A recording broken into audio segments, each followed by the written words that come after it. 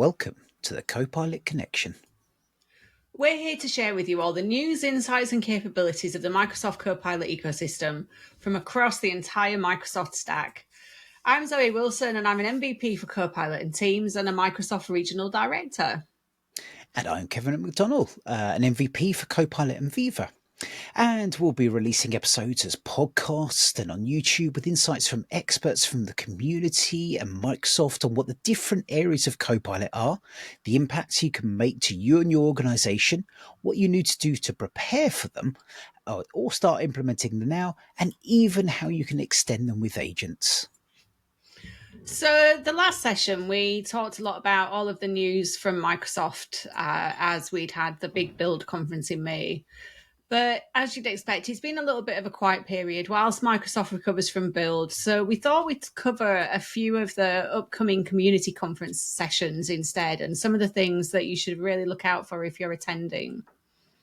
Is that mostly, Zoe, because we thought we could probably do a deep dive into some of the Build stuff and then we realised we haven't actually deep dived into some of the Build stuff yet?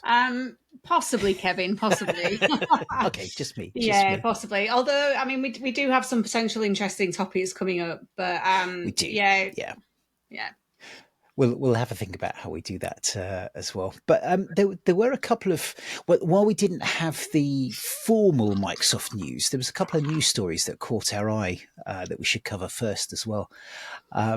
And I think you shared this with me, or I think we both found it independently because we laughed a lot on this one. Because, it's really important we talk about how good AI is, but we also talk about responsible AI. And I guess a question, is it responsible if you pretend you're using AI when you're not? I guess that's the key question, isn't it? I'm thinking probably not still.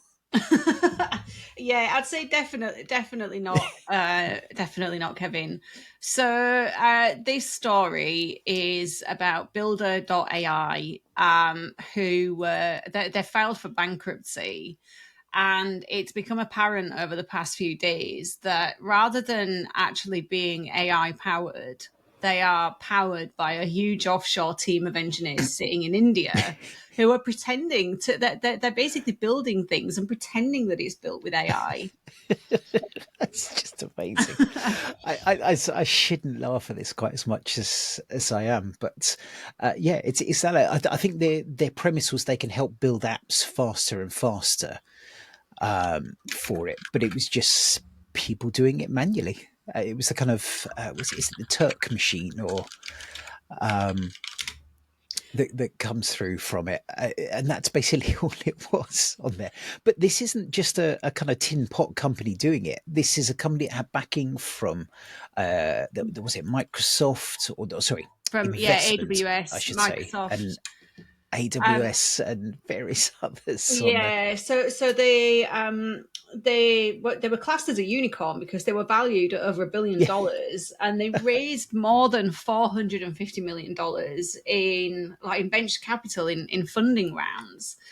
And I suspect someone will be getting into a lot of trouble for this because as you start to read into more of the things that have happened, they have been misreporting revenue. And this article that you've got open on the screen, Kevin, this talks about how they reported revenue of $220 million, but actually their revenue was only $50 million. So they've been misreporting revenue, double counting. They had this team of 700 engineers who, if a customer went and talked to their chatbot, Natasha, they were actually talking to an offshore engineer. And they'd have this AI conversation where they would, give it a bit of context and information in the prompts, and then it would go away and build the app. But it was actually just the offshore engineer who was having the conversation and then coding the app. And they filed for bankruptcy. I think they've got over 200 companies or 200 creditors listed in the bankruptcy filing. They owe Amazon $85 million. They owe Microsoft $30 million for cloud services that they've never paid for. I I shouldn't laugh because, there's a lot of people who've been working at that company who had no idea they were involved in any sort of fraudulent activities, no idea what was going on. I imagine, having 700 people there who were just looking for a great job, who are now, I imagine they're some of the creditors who are owed money as well within there, of people lost out. So it is a serious thing. It terrifies me that it's happened. I think Yeah. I is mean, why it's kind of shocked laughter almost that in this day and age that no one managed to drill into it enough, have just kind of gone along for the ride because it sounded like a good idea. where's the due diligence from Yeah, the investors in this?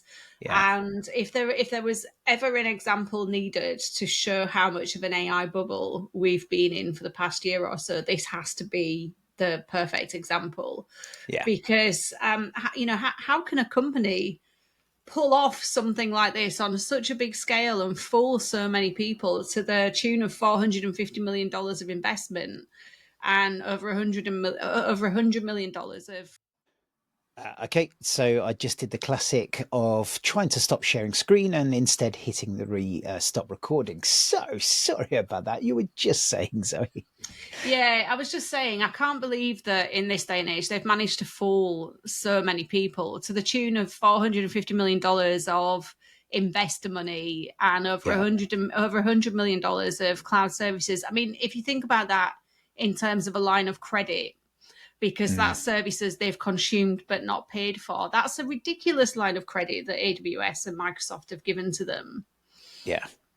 And it's an indication of where people want to be. They want to be in this place where these things are possible, and I don't think it's impossible that what they're talking about could work in the not too distant future within there. So it's not beyond the realms of possibility, but you just wonder. I'm looking forward to the reports coming out.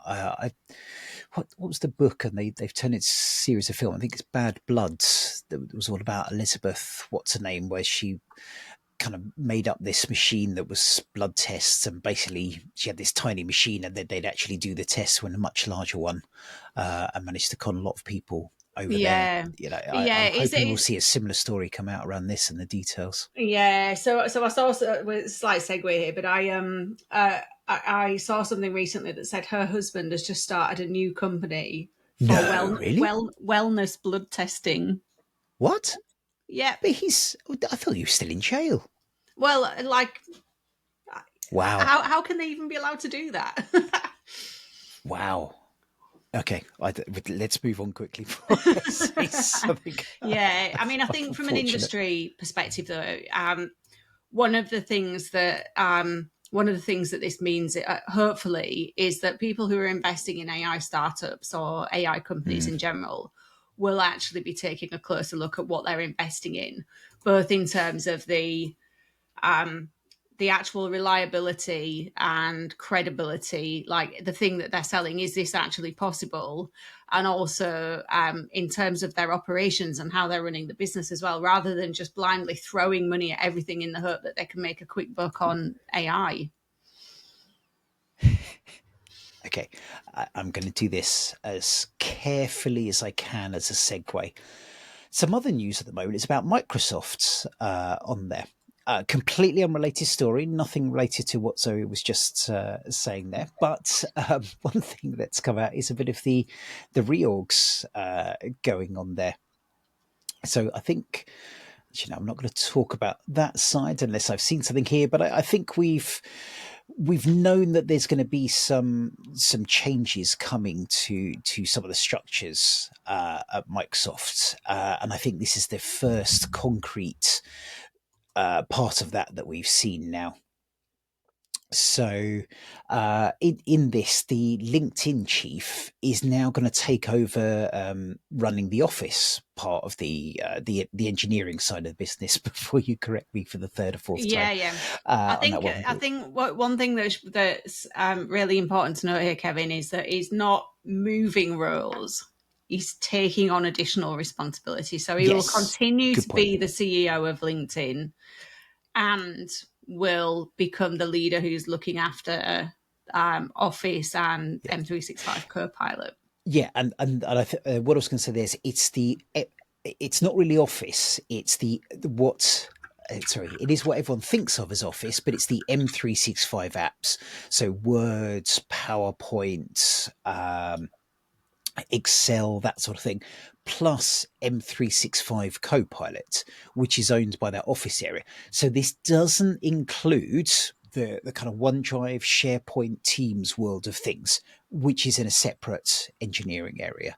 So that those who are thinking, oh, he's taking over Jeff Teeper's job. No, it is a separate strand to that. On there, complex as these things are and changing around as lot as they do, it is that side of the world he's taking. And I don't think it's in this article. I'll try and get another one, but it talks about there was two names, I completely forgotten them, who were kind of looking after the different parts of Office. They will now roll up to Ryan Roslansky within there as No, well. to So very Rajesh interested. Jar. No, no. So Ryan will report to Rajesh Jar. The two people who are looking after Office will report up to Ryan Roslansky, who then will Yeah, report to Rajesh on there. yeah. So the thing that I like about the reorg that they've announced is we see Charles the Manor moving under Rajesh as well. Yeah, So what this means what this means is that for the first time, all of the business or enterprise co-pilots, and by those I mean kind of all the general purpose ones, not the highly specific not ones the like GitHub consumer or Copilot. security. Yeah, yeah, okay. So we'll have like all of the stuff in the M365 Dynamics Biz Apps world sitting ultimately Mhm. all pointing through the leadership teams into Rajesh.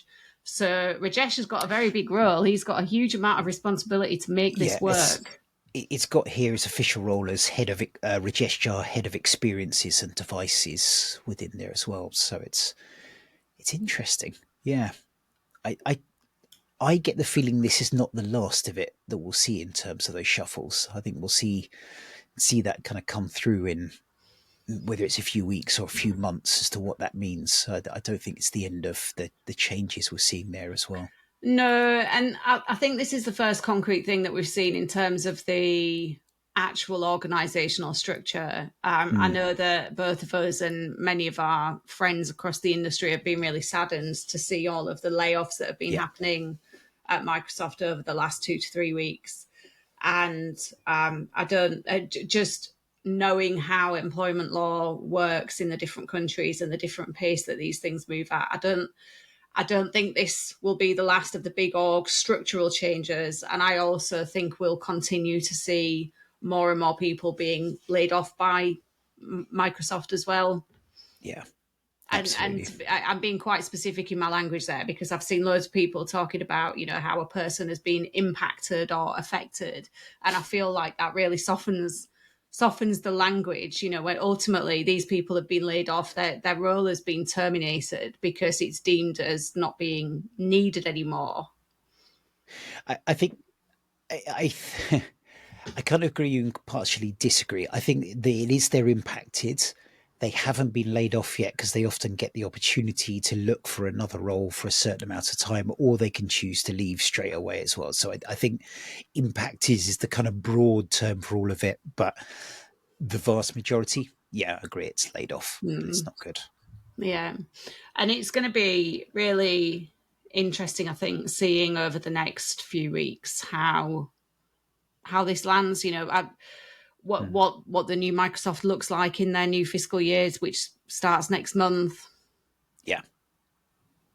And, and how quickly we actually see that come out, because usually it takes a little while for that to kind Mm. of turn into something solid as well. So how quickly that becomes apparent and hits other things will be yeah, very interesting. Probably Ignite, I would have thought. I know that's quite a way Yeah, away, but that's where we'll really see it kind of land and any change filter through. yeah.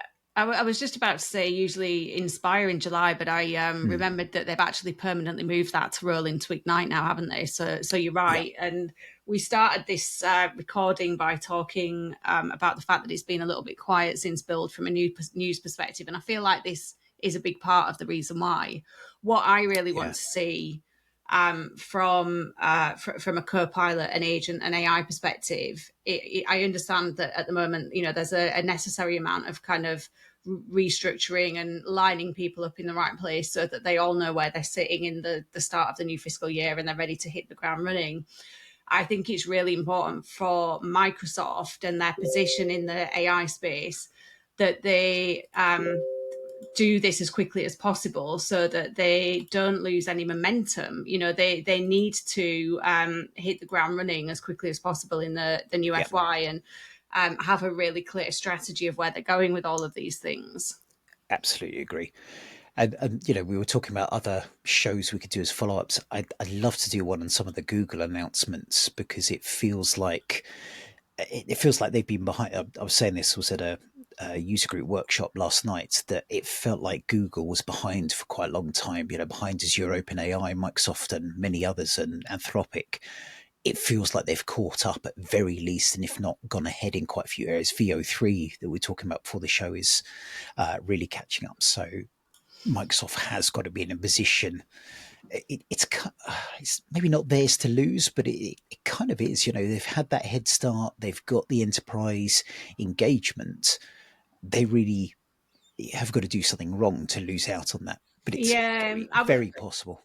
Yeah, I was reading a really interesting article earlier that was talking about kind of that early in career group of people who have maybe just come out of education, the ones who you know, there might not be quite there yet, but in the coming years, they'll definitely be kind of AI native, where it's just part of their working styles and their habits and practices.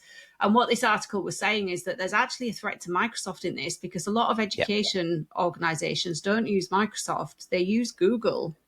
Yeah, absolutely. And I think that's why, I don't know, you hear a lot about Microsoft Education does come through, but not enough. I'm always petitioning my son's schools to move over and offering help, and they do have Microsoft as well. But yeah, absolutely agree. And if you look at the AI side, you know, Gemini's there across everything, so they'll see that kind of school stuff. They'll generally, they're more likely to have cheaper phones and therefore Android ones, and therefore be using Gemini as part of that. It will be the natural thing to do as it's caught up. So yeah. So I was we were talking about this before we started, weren't we, about maybe signing up for the Google trial so we can just play around and compare some of the capabilities. And I think that's... Do you mean so we could make funny videos on VO? Not at all, Kevin. I don't know what you're talking about. So I have the like the plus ChatGPT plus, like the lowest tier of the paid versions, and I do find that there's some really useful things in that. So I'd be interested actually in understanding kind of that comparison across all of them. And if anybody listening has any views on this, if you've already played around with it, do get in touch with us, because whilst we will do our own research, I'm really keen to hear what other people think about this as well. That's really good. I know I caught a few bits of the Google I/O conference summaries, and it sounds like where M365 Copilot has that embedded AI experience, Google Workspace has really got that, and it felt like at a much better price point as well. But yeah, I think that's something that's worth digging in, as you say. If anyone wants to come in and chat about that, that would be fantastic. Should we try and cheer ourselves up and talk about some conferences coming up? Yeah, sure. I know we've kind of got some session highlights for some of the upcoming conferences to go through. And while you share your screen and bring the first ones up, Kevin, I was at the European Collab Summit in Dusseldorf last week, which was fantastic. I really missed not having you and Sarah there, though, Kevin. And I did message you, didn't I, to say everybody kept asking me where you were. But yeah, I love that conference. Yeah, it shocks me. I've only ever been once, which was last year. So I do have knew I wouldn't be able to this year. Yeah, so for all of the speakers, they generated a Muppet version of their speaker profile, and then the speaker gift. For those who are listening, I'm holding up a jigsaw of my speaker picture as a Muppet, which has got the future we create, ECS 2025, and my name on it. And I thought that was a really different speaker gift. I did think it was very different. I also thought a bunch of Muppets falling apart, falling into pieces, feels quite appropriate at the moment as well. But we'll move on swiftly from that. No, it's a fantastic event, and just heard so many good things about it this year. Will you be It there was next year, Kevin? very, very much hope so. I'd be very surprised if not. Have they said where it is next year? I knew you were going to ask me that. They have, but I can't remember where. Okay, It's a different location in Germany. right. It's not back at Wiesbaden. I'll have to. That's a shame because I really do want to go to Dusseldorf. I know Louisa Fries lives It's there and in would love to go and see that. Cologne. Oh, is it? Yeah, Oh, I love Cologne. Oh, I've got a good and friend who it's lives there as slightly well. earlier. Mark, if you're listening, I'm coming, and you are coming to ECS. You keep saying you're going to come and never made it, so I'm going to make you come next year. Which Mark? A Mark you won't know. Someone I used to work with many years ago.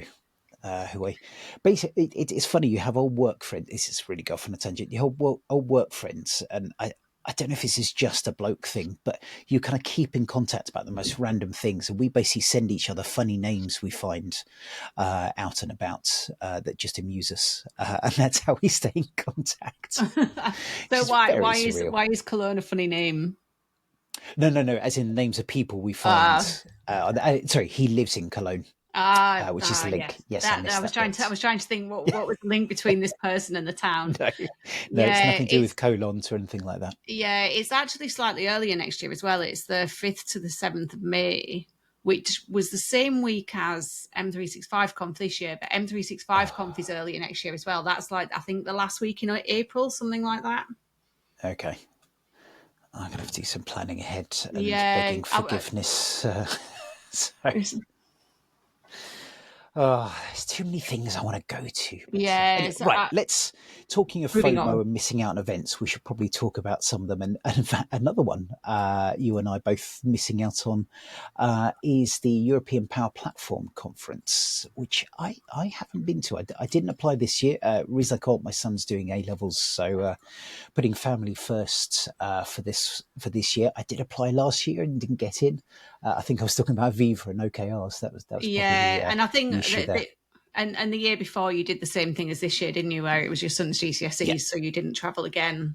that's right. Yeah, but I've heard so many good things. You know, the Power Platform group are always entertaining. Always do so many good sessions on there, and I think with this kind of move towards Copilot and AI, there's a lot more of an overlap we're seeing. We'll talk about ESPC, which was the European SharePoint. Was it Power Platform and Azure conference? Within there, there's a lot of Power Platform overlap from that as well. Yeah, So things are that's definitely coming interesting, closer Kevin. So, together. and we're going off on lots of tangents today, but when we look at the reorg and that movement of Lamana and the BizApps engineering Yeah, team into the same place where Modern Work sits, from a conference perspective, I wonder if I mean, the lines have already been a bit blurred anyway, but I wonder if we'll see more conferences where it's Modern Work and BizApps together. interesting. Yeah, that is a very good point. Okay, now you're getting me thinking now, but yeah, I think there will, and I think it's felt a natural alignment. I think that crossover that we've seen that's gone on there, you know, we see ones like ECS bringing a power platform. Was it Power Summit they called it, I think, or Biz Summit, BizApps Summit. BizApp Summit as part of that, but they're bringing a lot more of those together. You know, we've had the Scottish Summit and South Coast Summit that has done a bit of everything. So whether we do see that bigger alignment as well, that will be intriguing. There was a few sessions that caught our eye, and I've lost my notes on the one. I think the first one was the tutorials. So with the EPPC, ESPC, they generally have a day of workshops, which are fantastic. And okay, get this right, Kev. Katerina Chernevskaya. Hope we've got your name right there. Or Chernavskia on there is doing one on from concept to intelligent agent, building AI agents with Copilot Studio and Azure AI Foundry. Well, you know, we were just talking about bringing these together. There's a great example where it's the BizApps loco side plus that pro code-ish side with Azure AI Foundry. The reality of Foundry, for those, I was actually doing a workshop last night about Foundry. The reality is it's actually quite low code to it, that you can build a lot of the things, certainly the kind of prompt layer, the building your agents, defining those agents without any code. but you can then layer the code on top of that if you want to. Similar thing with Copilot Studio. You're just building the prompts. You're building that kind of technically minded logic from there as well. So really interesting to see that kind of streamline. Also Yeah. interesting that Katerina is doing it all on her own that day. Well, those who are watching the video seeing a kind of almost like a set of jailhouse shots of Yeah. faces of people in the community doing one conference. So 7-1. 7, isn't it? Yes. Yeah. And I think it's a really great session because to your point, you could see the other workshop is specifically around building agents with Copilot Mm, Studio. I think it's really important that people who are building agents, not so much like the end user building a little agent with Agent Builder for their own purpose, but people who are actually building enterprise agents need to actually understand across that full dev chain with Copilot Studio into AI Foundry and any other potential tools that might sit around that as well. Because they need to understand which to use when, and when maybe you start with one and you move to the other, and how do you chain these things together? yeah. Yeah, absolutely. And I think it's that I don't. I think a lot of people talked about a kind of almost like a decision tree. I don't think there'll ever be a decision tree to this. There's factors you think about that will influence it. It's not going to be if this, then that. But, it's a bit like LLMs. So I was kind of saying on the thing last night. In the old world, it's, decision paths, if this, then that, if this, then that. With LLMs, it's kind of a more fuzzy, sometimes you'll land this way, sometimes you'll land that way. Neither's wrong, neither's 100% right on it. It's a lot more. I think it's good. I think we live in a slightly binary world that's kind of creating divisions, and the reality is there's a lot more overlaps in these things than Yeah. there needs to be. Yeah. Right. And then if we Let's not talk politics now. and then if we scroll down the for those watching, the next session that caught our eye was the one from Chris O'Brien on techniques for autonomous agents. And again, this is a Copilot Studio session. I was just pausing and seeing if it said Copilot Studio, and I couldn't see it anywhere in the main body, and then realised it's put in brackets It's in the on the title, expanded version in the title within there. And yeah, I think these are really interesting. I think, a lot of people, when they're thinking agents, they're thinking typing and talking to an agent, but actually having this kind of AI capability triggered by an action is really important as well. I'm sure when he put this together, knowing Chris, he was thinking, I wonder what the pro code story is. We now have one within Foundry. You can have triggers with logic apps, so there's more of that capability to go beyond this as well, which would be intriguing from this. Yeah, and Chris's sessions are always great. I mean, he's got Yes. such a strong technical background that even though this might be a Copilot Studio session, he'll be able to answer those pro code questions as well. Yeah, and he brings real evidence and experience. I always love his ones because he's never shy about talking about the clients he's been working with. He won't give away anything truly secret, but he's very candid and happy to kind of say this worked with this kind of industry and things like that. And you can tell it comes from having spoken to people, not kind of theoretical in there, which is really, really helpful, I think, to people as well. And then the other one that we picked up that I was intrigued by, one of the loveliest people, Richard Harbridge. I think I met in a couple of years ago at ESPC. He's based in Canada, and I kind of chatted to online a few times, but meeting for the first time was really lovely. And I think his topic in here is really important. It's about taking these agents, AI actions, or tools as they now become known. How do you take those to scale? Because I think a lot of what people are seeing right now is demos, is kind of a single agent on its own, maybe a couple of agents. People are talking about that scale, but not necessarily doing it. So bringing what are the different things that you need to think about, whether it's empowering different people, whether it's governing that within there, as he says at the bottom, they're getting that value realization out of it. I'm kind of hoping he's doing this other places because I really like the look of this session. Yeah, and if not, maybe we should just reach out to him and see if he wants to join us on the podcast for a chat. That's a very good idea. You see, the problem is when we remember these ideas is we don't have Copilot running during it to kind of take away the actions. Maybe that's something we could do with Copilot afterwards. I can see Zoe going on mute and making some notes on there. But yeah, I think that would be a really good show to talk about. I love listening to Richard speak. He's got so much wisdom. I kind of feel that he brings to it as well.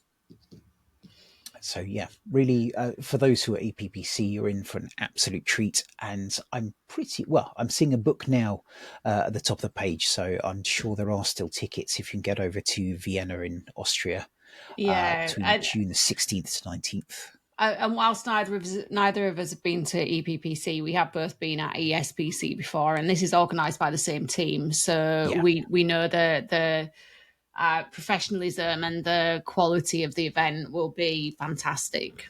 Yeah, it's interesting, isn't it? We having spoken about Copilot for the last two years. Oh gosh, that's scary. We talk a lot about value, and to me, ESPC, EPPC, it's about the value. You know that you pay for these conferences; they're not covered by sponsorship, but it shows when you're there. The quality, the professionalism of the event is absolutely fantastic. And I don't know if I'm allowed to say this, the best parties. Yes, I think it's fair to say. All right. So You're trying to work out which stories you can talk about now. It's like, no, let's move on quick. Let's move on. So, which event have we got next, Kevin? So the next one is one that we've both been to. In fact, I was thinking about this the other day. The event we first met at face to face, which was the Commsverse in 2021. Yeah. On there was the first time we met in person. Really? From there, yep. I actually remember it because I think Aaron, we were doing the workshop. There was you, me, and Shrag were going to do the South Coast Summit workshop. And I remember coming up to you on the bus because you were staying in that hotel and there was the mini bus going over to the venue and it's first in person. Everyone was kind of, do I wear masks? Do I not? Should we hug? Have we got enough kind of hand sanitizer and things going on? So yes, I seem to remember you had a very cool coat as well, which is a common theme. Yeah. And so I think that first one in 21, that was when I was working at Agilicis. It shows how far back it was. Yeah. Yes. No, it's scary as well. Yeah, I remember because I think it was certainly my first post-pandemic conference, and so it was my first as an MVP, and kind of sat on the bus with lots of people that I had kind of knew but didn't really know as well. And I think quite a few in the same position. You kind of come into the community more and more during the pandemic, and suddenly actually had to be truly social and not just online social. And it took a little bit of while to break the ice, and then we And was that calmed down a lot. It wasn't in June, was it? It was at the end of summer.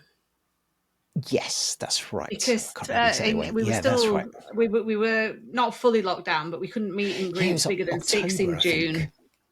Yeah. I was just thinking, because you're wearing a coat. That seems a bit odd. But yeah, of course, it was later. And we didn't have any fire alarms that first year. No, but I did drink far too many whiskies with Al Erdley and Chirag on the first night. I was quite well behaved. I was quite well behaved at that one. Oh, that was the conference you were well behaved at. You say that like there was only ever one.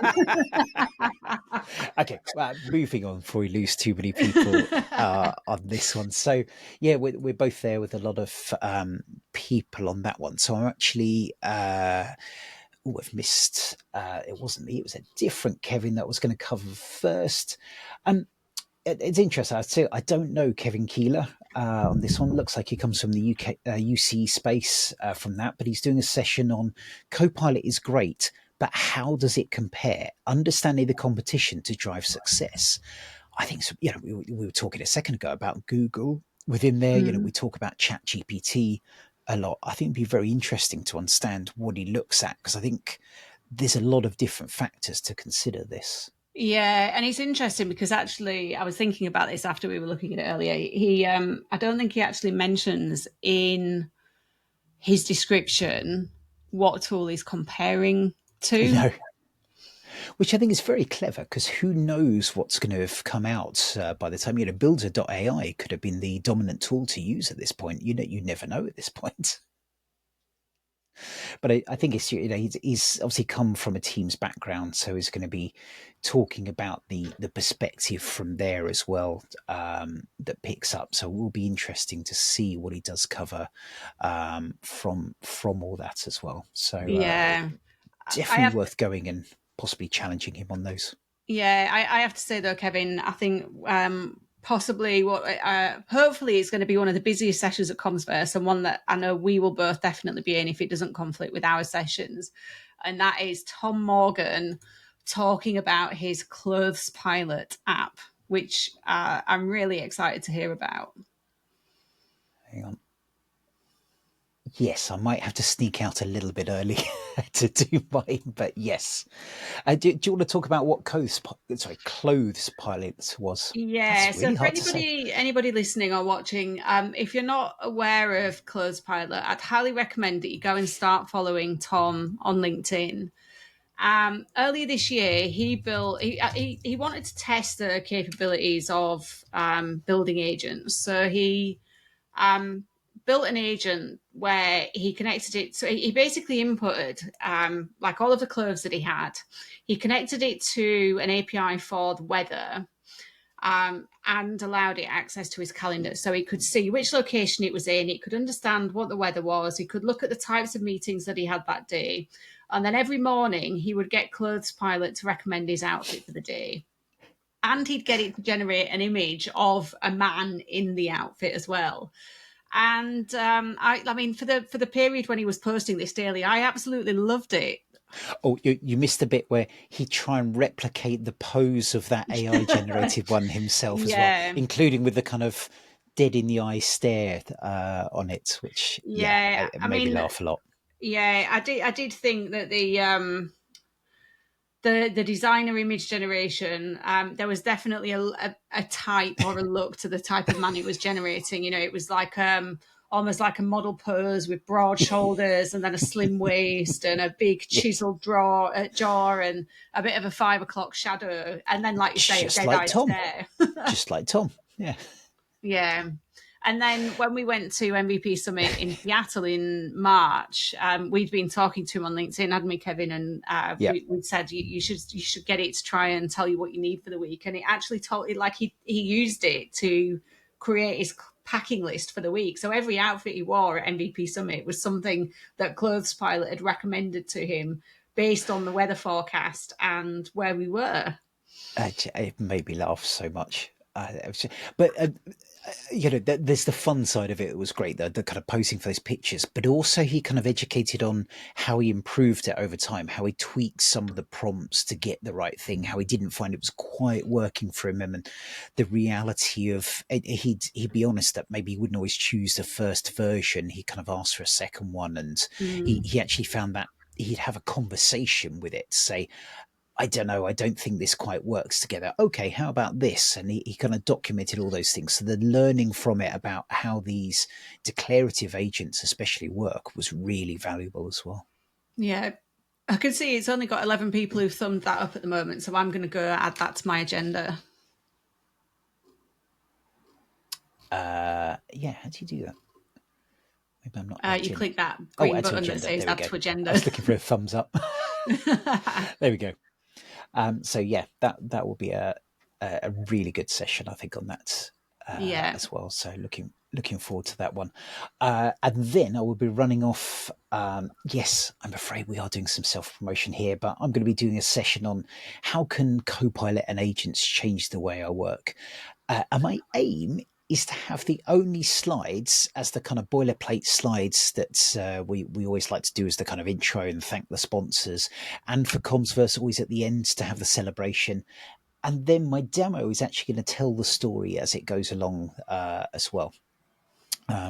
I do need to build it, but I've got Yeah. the idea. The theory is in there, and basically, I'm going to do things like put documents that explain this is how you build a document on there. So it's going to be a no PowerPoint. But sorry, not quite no PowerPoint, because I'm going to generate some PowerPoints, I think, but otherwise will be not any pre-built slides on there, apart from all the videos, just in case Copilot has a moment or there's a fire alarm in the middle of it as well.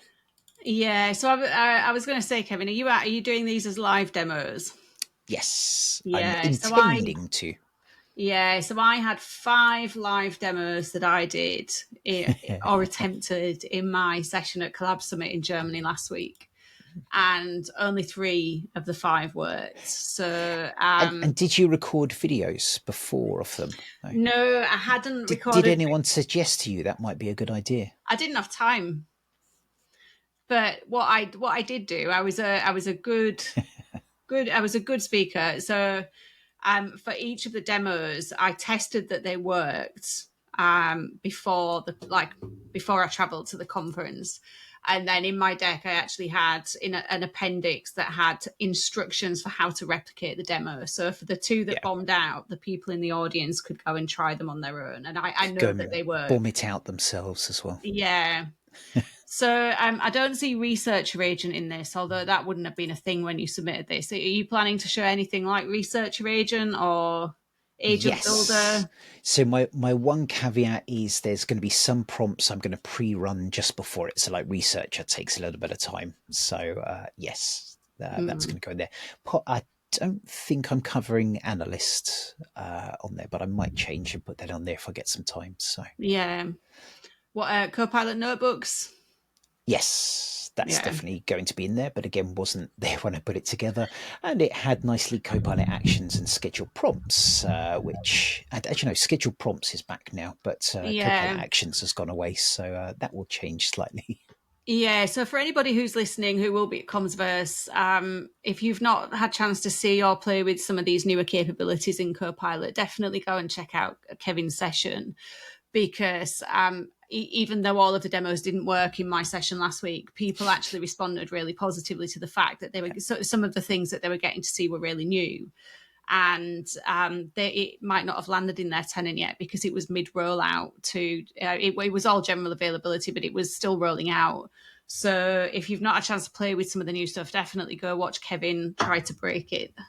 Yes, absolutely. And the nice thing, I've worked out this tactic, you can see on the top line here, is just in case people think your submissions are AI generated, just put a few spelling mistakes in there. They're absolutely not things I missed at all, which I've just noticed again and haven't been able to update. I'm glad you called that out, Kevin, because I'd spotted it and it was annoying. I think there's another one in this, but I have spelt Copilot right, and that's the important thing. And we haven't covered it here, but you've got a session on presenting in Teams, haven't you?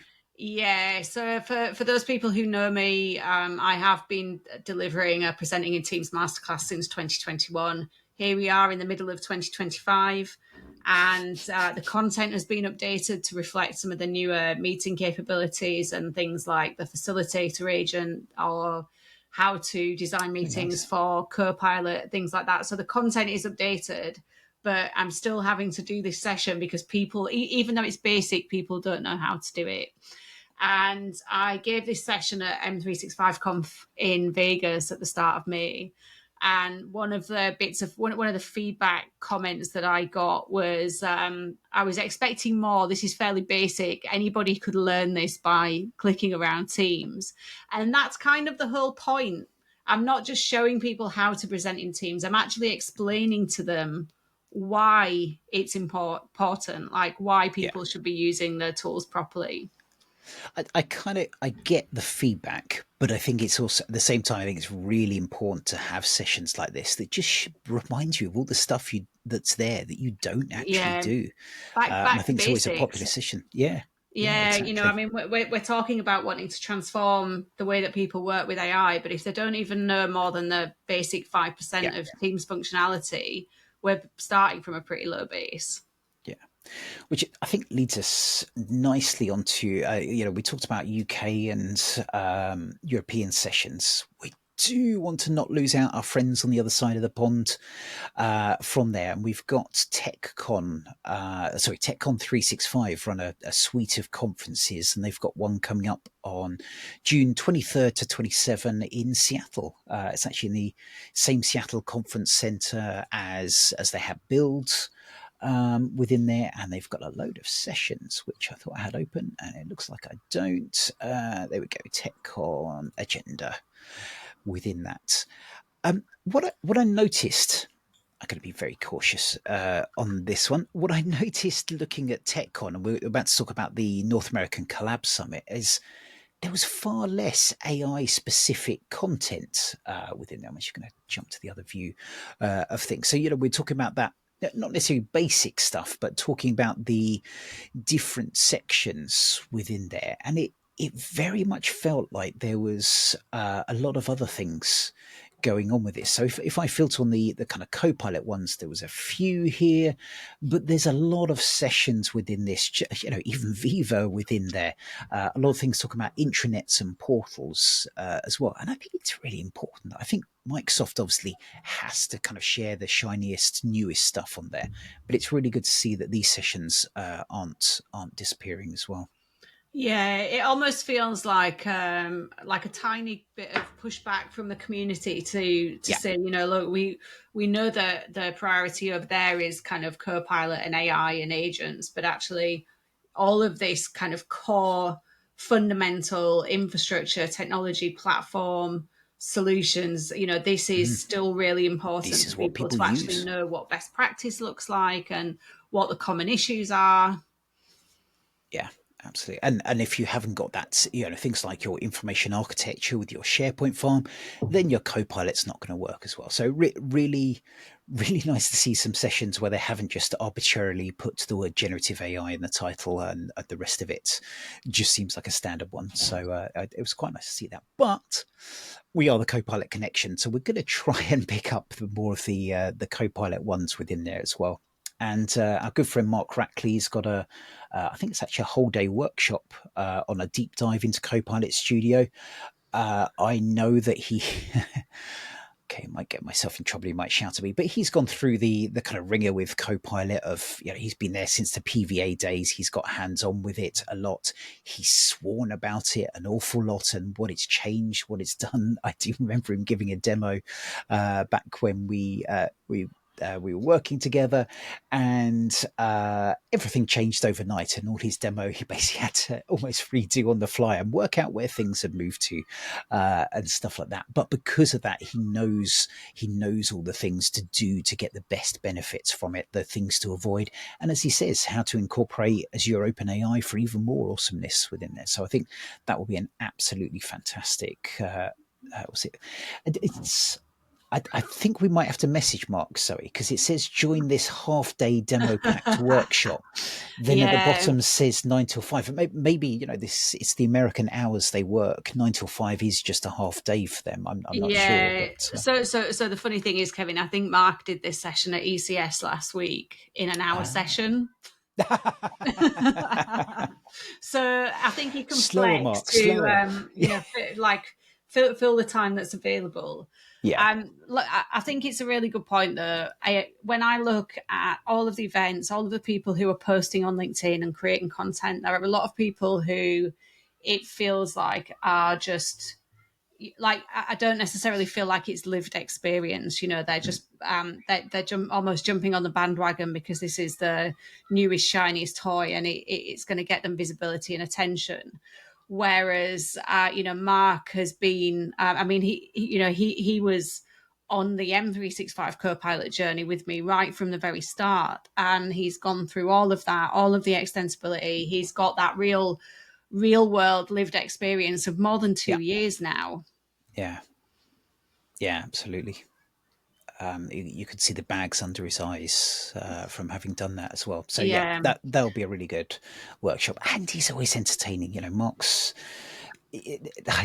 There's times when I kind of stop and go, hang on, I know Mark Rackley. This is really cool because he's been the SharePoint hillbilly. He's been around this world for a long, long time and knows his stuff. Yeah, so he's actually got another session with Antonio Mauro, hasn't he? The Yeah, whoa, whoa, whoa, agents whoa, run whoa, a whoa, whoa. Yeah, we'll get there. We'll get there.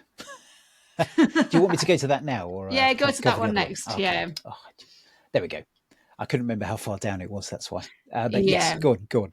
Yeah, so another agents one, agents run amok, governing and securing your agents in M365. So another really important topic. I know Mark's been doing a lot of travel to conferences and speak to clients about this topic because it's very top of mind for the industry at the moment.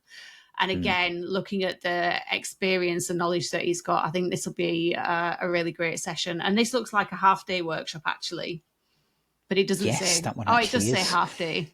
Yes. Gosh, so he's doing a day and a half of workshops. Wow. Fair play to him. Hmm. Yeah, I think it's a really important one. I think I imagine he's having to rewrite a load of content post build and on the kind of new tools that are available for that. I imagine with some of the MCP and securing endpoints with that will get even more interesting with their things like the Entra ID managed agents that we talked about in the last show.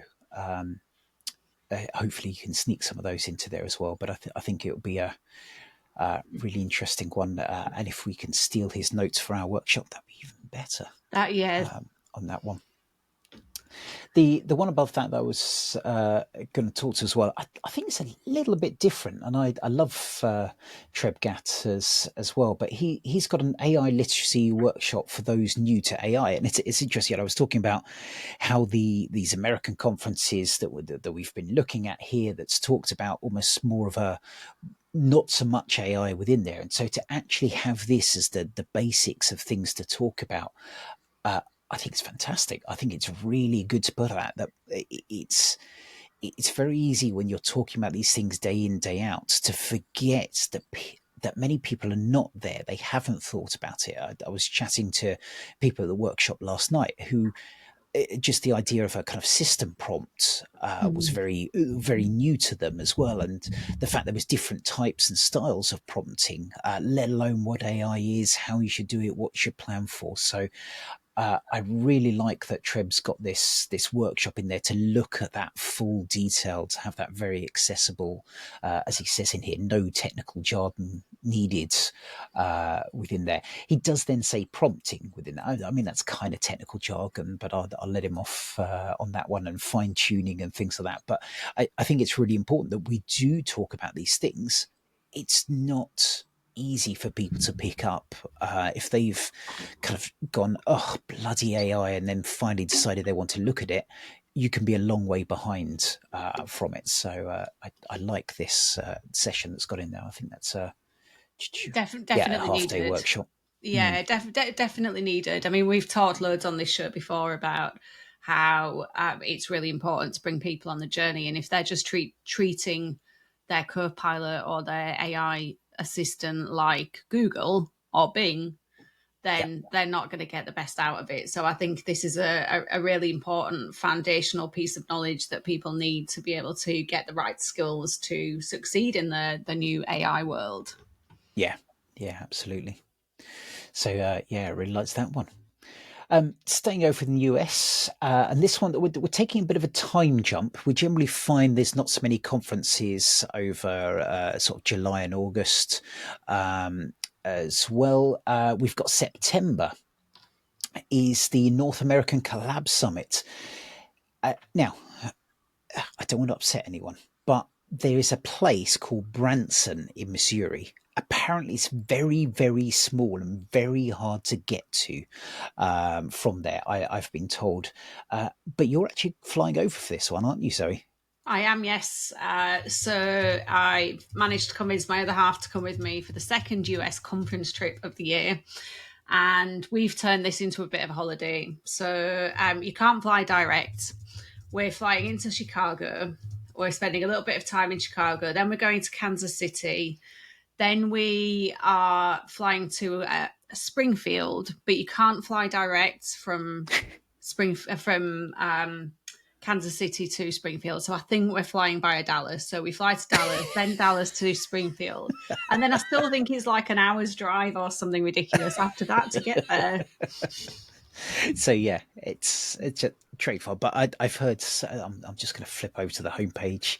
A sec. I've heard so many good things about this conference that once you get there, it's just fantastic and really, really engaged. People are so welcoming, so friendly. I'm sure I've heard, I think it was Andrew Connell on his podcast used to talk about everyone gathering around the piano in one of the hotel bars and singing along there. So it's a very kind of close knit relationship with the attendees and the speakers on that. And it's been going for, I don't know if it says on here, no, but it's been going for a good few years, the Collab Summit. So Yeah, I'm been looking really good. forward to it. I think it's going to be an adventure getting there, but yeah, I think it'll be an interesting experience. And I'm also talking about presenting in teams here again. So I know that's not the session that you've got on screen, Kevin, but it will be good to just keep drilling that presenting in teams message home to people and hopefully starting to change some habits. And then the session on screen now. What's this one about? So this is about Copilot strategy and business value. So sharing some of the perspectives of more than 2 years of helping organizations deploy Copilot and what some of the success criteria look like. So, if I look across all of the successful organizations, what are the things that they have in common from a foundations perspective or a culture perspective? And then looking at things like that change enablement strategy and what you need to do over and above just turning it on to really get that business value. Yeah, so that should be a really nice session for the people there. Is that similar to the one you did at ECS last year? That was more around the human impacts. Oh, that's right. I have done this somewhere, but I can't remember. It's not a completely brand new session, I don't think, but I can't remember off the top of my head where I've done it. Yeah, I think I've probably heard it day in day out at some Yeah, yeah. points, which is where I'm thinking of it. But no, I know that will be a really good one. And then another one I picked out. We tried to pick out different sorts of sessions. So there's lots of sessions, really good ones. About this is Copilot, what you need to do to prepare for it, how you govern and manage it, which will all be very good. But we tried to pick out ones that are a bit different. And Gokhan of Sifiki. Sorry, Gokhan. I really should know how to pronounce that name within there. But he's got a session on become a SharePoint agents rockstar on this. So really understanding how you can get the most of those, either the built-in or building your own agents within there. And to me, these are one of the most exciting ones because they're so easy for people to kind of create. Are they always the best quality? No, but the kind of speed you can do them, you can have them simple ones. I've built one that kind of helps people look at the content and generate an updated status based on documents that go in there.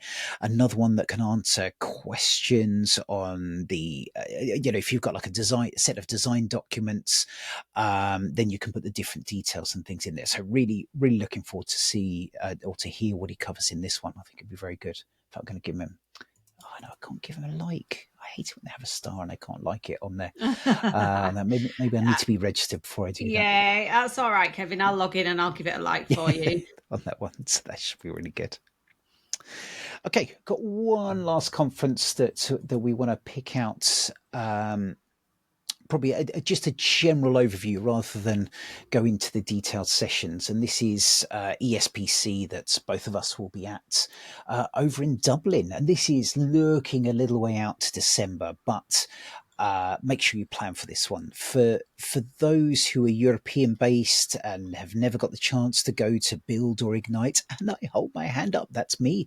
I've never been to a Build or Ignite, but ESPC is about as close as you'll get to one of those over in Europe because you get all the big leaders like Jeff Teeper, who comes over for it and speaks on there, runs the keynotes from there, joins in sessions. I love his Q&A where he brings a lot of his team and a lot of the product groups who come along. The people who are kind of building this day in, day out come along to that as well and answer questions from there as well. So it's a really good presence from Microsoft, plus so so many great community speakers, MVPs and non-MVPs, and especially this year, a lot of new speakers, which is really positive to hear as well. Yeah, always a fan of seeing new speakers get the opportunity to speak at something like this. I do love that Foyne's on the banner of this as well. I'm sure the banner on Yes. this site used to have Microsoft people on. I love that it's community people. Yeah, absolutely agree. Actually, although having said that, that's on the speaker one. Are they on the main page as well? Let's have a quick look. They have Jeff in the background. Oh, look, there's me hiding in the corner as well. This was from Stockholm this year, and I love this story because it's a picture of Donna Sarker, and she was everywhere on the giant screens, everywhere outside. And she was telling me as the taxi arrived, the taxi was like, "Oh, where do I need to go?" It's like, "Just follow me," and pointed to a giant version of her outside, which made me chuckle I love on that Donna. one. So we've actually got a full day workshop with Chris Huntingford, haven't we, on that one? We have, and we're going to be talking about Agentageddon. And practicing how to say that a few times to make sure it rolls off the tongue a bit nicer as well. So yeah, do sign up for that. The reason, I know this is a bit far out, we're not going to go into detail on the different sessions on this one, but tickets start to fly for this, and also because it's a slightly higher cost, you may need to kind of speak to your managers, get approval for this one. I think somewhere in Get a sign off here, from the wife or the husband. yes, on there, whoever's paying for it. There we go. There's a link called Convince My Boss. So whether it's your work boss or your home boss, there's a lovely letter you can use to pick up within that to try and convince your boss, or convince your boss to bring your team as well for that one. And I know a few people who've gone as a team, and it's a great way. A, you can spread out and see the different sessions, but B, you kind of got a group of people. You're not feeling on your own as well within that. So do check that one out and have a look at that. And all the links to all these sessions will be in the show notes. And we've only covered a fraction of the upcoming conferences. So if you're not familiar with the Community Days website, do go and check that out, because that has got way, way, way more conferences than we covered, with a big shout out for things like Collab Days coming up in Hamburg, Finland. Yeah, Where else? Netherlands, Bletchley Park. I can't remember the other. I think there's a few more that have gone on. You can go and see there. So they're kind of 1 to 2 days, slightly smaller events, often those, which is even better because you get a chance to chat to people a lot more. Yeah. And also a big shout out to South Coast Summit as well, which will be back in Farnborough after a year break this year. So that will be a lot of fun. I think it's fair to say, if anyone's thinking of sponsoring, I have heard they've got a couple of slots still available for sponsors. So as well as attending, I don't think tickets are quite available for registration yet. They'll be coming very soon, but certainly contact the team if you are looking to get involved as a sponsor, because again, these events don't happen without the sponsors, but it's a really good opportunity to kind of get your name seen and get the conversations going. And I always say about sponsors, it's not just getting those leads. That's really important. You get some great leads, but you get to hear what people are talking about, what people are thinking about, what's important to them as well. So getting to those events, having those conversations really makes it important too. Yeah, and it's such a great event. It's a fantastic event. I think we've been to every one of them, haven't we? Yes. Yeah. I had to stop and think about that. I was like, no, I missed last year. No, hang on. It wasn't on last year. That was Scottish Summit. So yes, yeah, absolutely. Yeah. No, it's always been good fun. Right. What was the other thing we wanted to cover? Fireside Chat. I think this is a big announcement, isn't it? We haven't pushed it out on socials yet. Yeah. So first of all, a huge thank you to Marcus Schmidt, who joined us on the last Fireside Chat last week. That was a really great discussion, and because he's coming from that kind of Dynamics contact center background and bringing the Copilot and agent perspective from there, I feel like it was a different lens to the discussion than me and you might normally have, Kevin. Yeah, absolutely. No, really enjoyed that chat as well.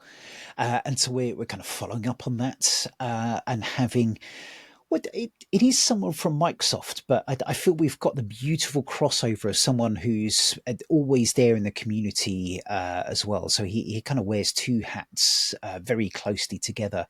So we have Mr. Dan Laskewitz coming along for the next one. So talking about Copilot Studio, but I think more specifically trying to come up with some of the newer things. So looking at MCP servers, what you can do. He's done a lot of sessions around custom connectors. So building those custom connectors for MCP, what you need to think about kind of extending Copilot Studio a little bit as well. But I'm sure he'll answer all sorts of Copilot Studio questions on that too.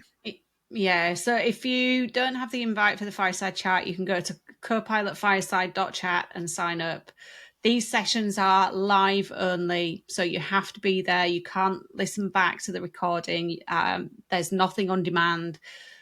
So if you want to be in the audience for this really open conversation that we typically have with people from Microsoft, get signed up now.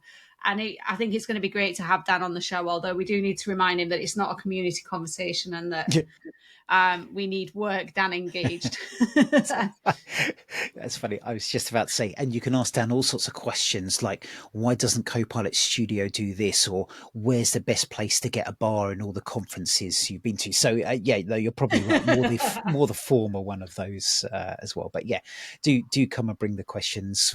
I think we both know Dan well, so we can certainly chat with the three of us for a good 45 minutes. But we'd love to bring your questions and get those answered too.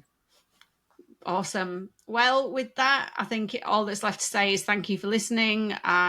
Please join next time. Have a great weekend. Have a wonderful time if you're going to any of the conferences that we've talked about. And if we're speaking or present at any of them, do come find us and say hello. Absolutely.